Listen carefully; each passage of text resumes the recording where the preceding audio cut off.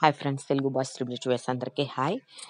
కార్తీక సోమవారం అందరికీ కూడా ఈరోజు ఏంటంటే మా కొండపైన నీలకంఠేశ్వర స్వామి ఉన్నారు కదా, మూడో వారం ఎప్పుడు కూడా స్వామివారికి చక్కగా అభిషేకాలు చేసి చక్కగా వనభోజనాల్లాగా అందరికీ అన్న సమారాధన చేస్తారండి.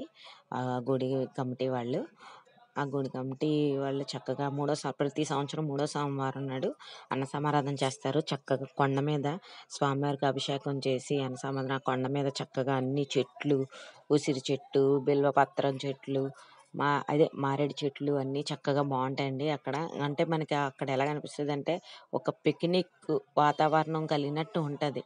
వన భోజనాలు చేస్తే ఎలా ఉంటుందో అలా ఉంటుందండి. ప్రతి సంవత్సరం మూడో సోమవారం పెడతారండి. ఈరోజు మూడో సోమవారం అయ్యేలా చక్కగా వనభోజనాల్లాగా చక్కగా సమారాధన పెట్టారు. స్వామివారి అభిషేకాలు చేశారు. పైన కొండ మీద ఉంటారండి, చాలా ఎత్తు. అక్కడ నీలకంఠేశ్వర స్వామి చాలా మహిమగల స్వామి, చాలా మహిమగల తండ్రి. కాకపోతే చాలా కొండ పైన అని ఎప్పుడు వెళ్ళిన వాళ్ళు వెళ్తారు దర్శనానికి. పక్కన సాయిబాబా గుడి కూడా ఉందండి. ఇదంతా గుడి చుట్టూ వాతావరణం అండి. అక్కడ అన్ని చెట్లు, చక్కగా అన్ని చెట్లు ఉంటాయి.